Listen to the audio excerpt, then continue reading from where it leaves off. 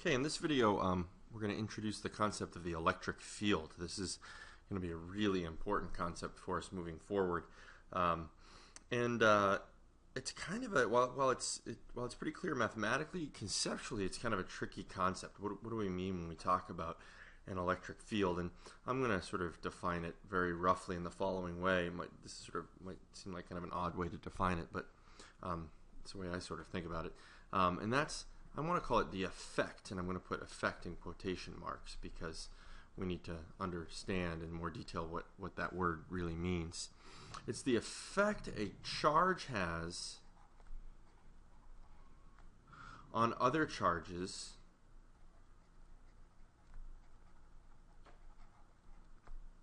in its vicinity. In other words, let's imagine, we could imagine here that I've got, well, first of all, let's underline that word, right, this effect. What are we talking about here? Well, let's imagine that I've got some kind of a charge here. And I'm going to make it a positive charge for now. I'm going to call this guy big Q. This guy's big Q right here. And let's imagine that big Q has near him another charge. So here's this other charge here, and this is going to be little q. And little q, sometimes we call this thing this is what we call a test charge. Test charge. And I want to imagine, for instance, we're going to think about the effect on little q by big Q. So maybe you can think of big Q as this stationary kind of locked in charge here. And we've got little q out here some distance r away. So this is r. This distance here, of course, is r. So we've got little q some distance away, and we know, of course, what's going to happen. Well, the effect, in a sense, what's going to happen is that little q is going to experience an electric force. There's going to be, in this case, a repulsive force, this electric force. And we know what that force is now. It's 1 over 4 pi epsilon 0. That's a terrible epsilon. Epsilon 0 times the two charges, so big Q times little q over that distance r squared. So that's going to be our equation for that force. Well, that's all well and good. We know this already. But what I'm sort of interested, or what the electric field is all about, is what is this?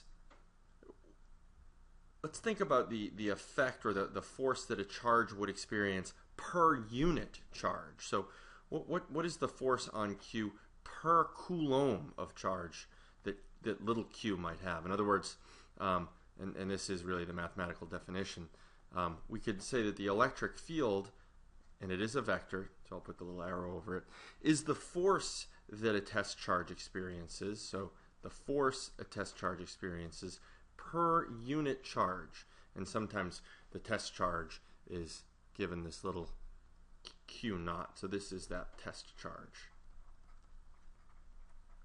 That's this guy up here. This is q naught. And so what we can see here is it's going to be the amount of force the charge experiences per unit, per coulomb of charge. So force per unit charge. And that's, of course, going to tell us what the units are here. The units are newtons per coulomb. And so the field here, the strength of the electric field, has only to do, if you think about it, has only to do with the value of big Q. It has nothing to do with the value of little q. If I were to take this whole equation and divide by little q, the little q goes away, and we'll see that in just a minute. So it's the force per unit charge. Or you could think about the force that would be the electric field as a force experienced by 1 coulomb of charge at some location, some distance r away from big Q. Maybe to kind of get some sort of a better sense of what we're talking about, I'm going to go up here a little ways.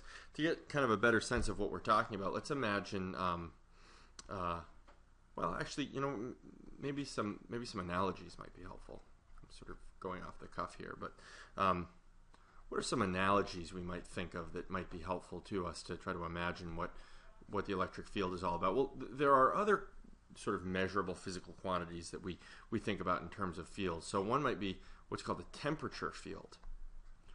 So as you sit, hold on,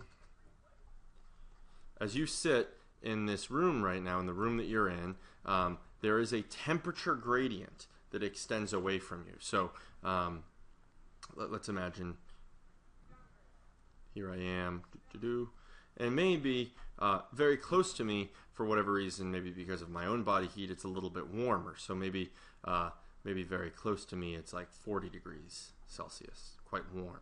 And then a little farther away, it's 39 degrees Celsius. And then a little bit farther away, it's 38 degrees Celsius. And then, it might even start to warm up over here, or maybe it'll continue cooling down, so on and so forth. And so there's this continuous gradient. And by analogy, this is essentially what you have if you've got some sort of a charge here. By analogy, if you have some sort of a charge here, the field is going to sort of drop off as you get farther and farther away from that charge. So the field right here might be very strong. There might be a big repulsive force on a positive test charge, and then a smaller repulsive force, and a smaller repulsive force, and a smaller repulsive force. And we always think about this as the force on a positive test charge, so that's why I'm drawing this as being repulsive.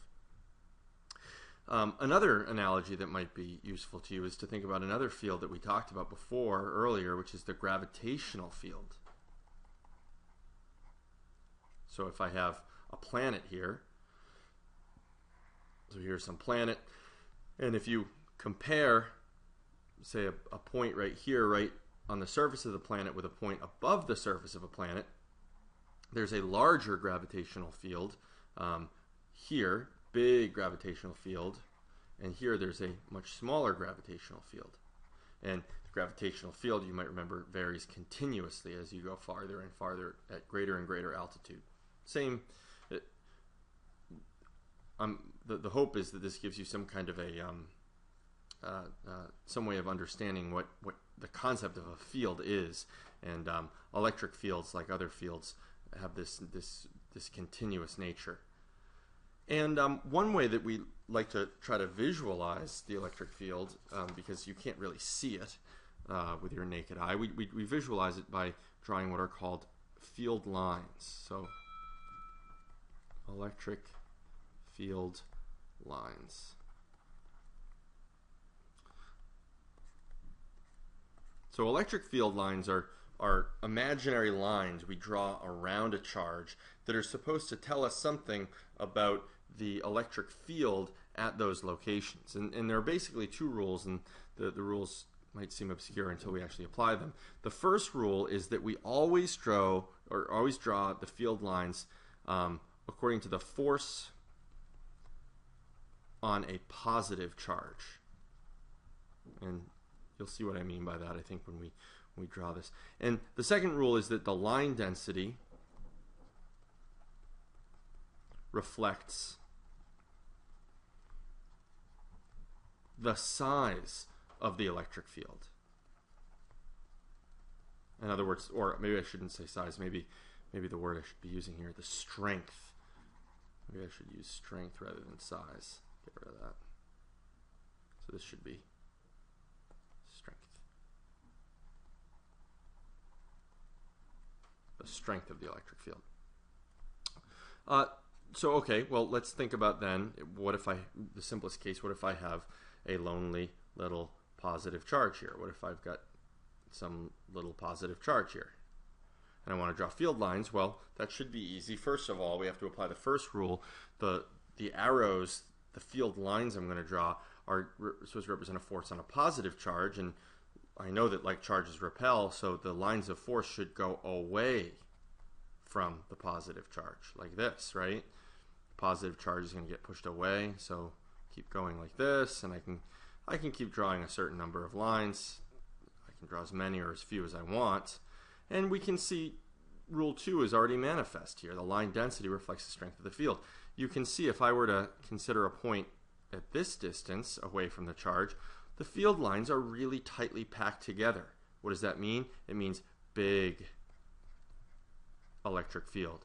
As opposed to, if I use a different color, if I were out here, if you live out in this little world out here, I think you can see that those field lines are much more spread out. In other words, this is a small electric field. So again, the density is reflecting the magnitude or strength of the field.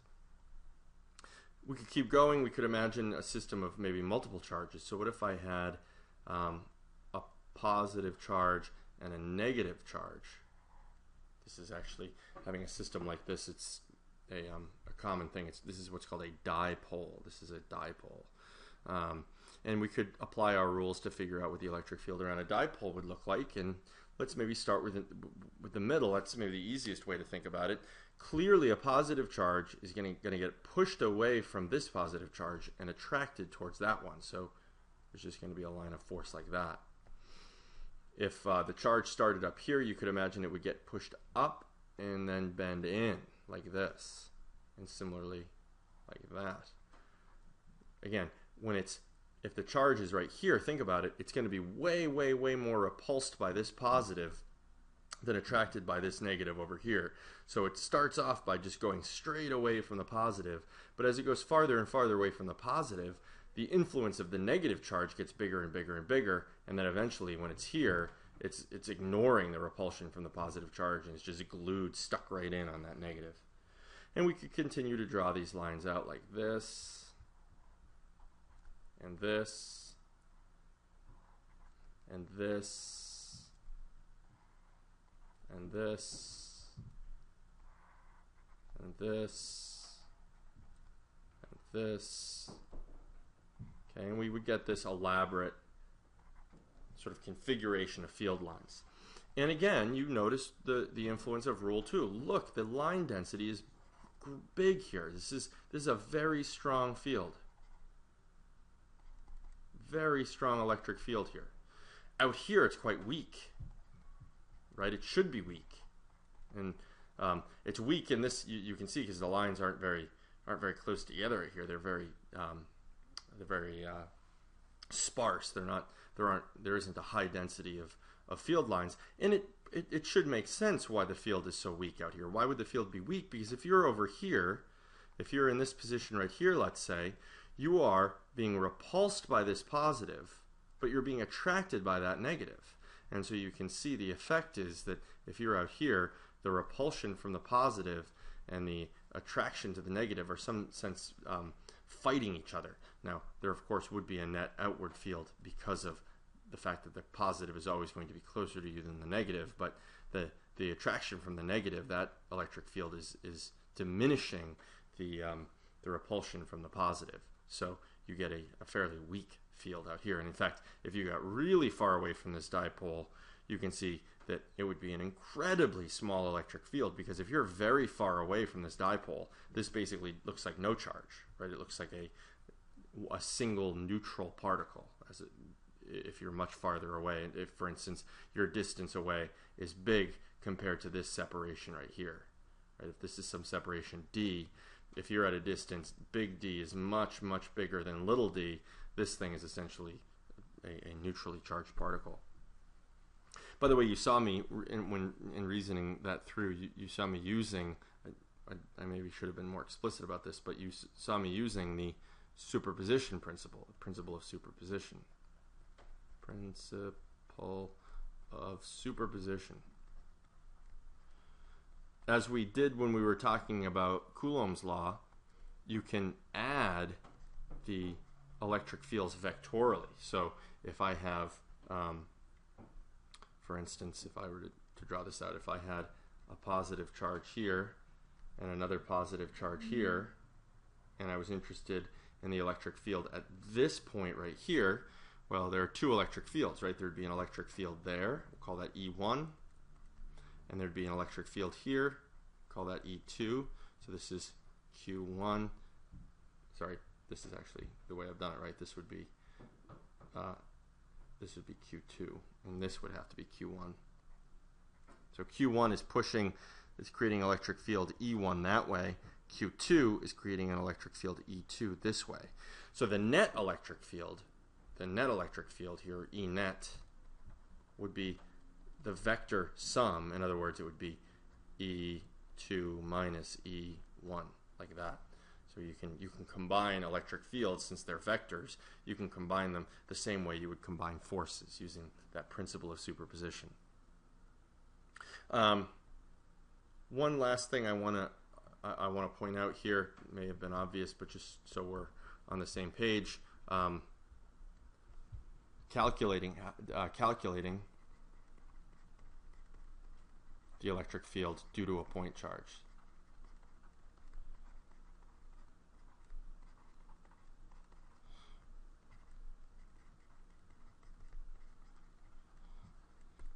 In the next couple of videos, we're going to take a look at not point charges, but continuous arrangements of continuous charge. So we'd already pointed out in general that the electric field can be defined as the force a charge experiences per unit charge. That was our definition.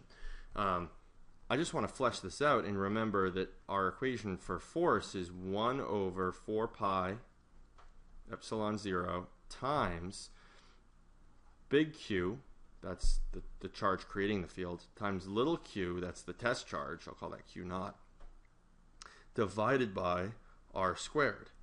And then that whole thing, this is F, right? This whole thing is F, so I'm going to divide the whole thing by Q naught. Okay, so just so we're clear, this whole hairy beast up here, this hairy beast, remember, is just this, is just the force. And so if we, and I need to do one other thing.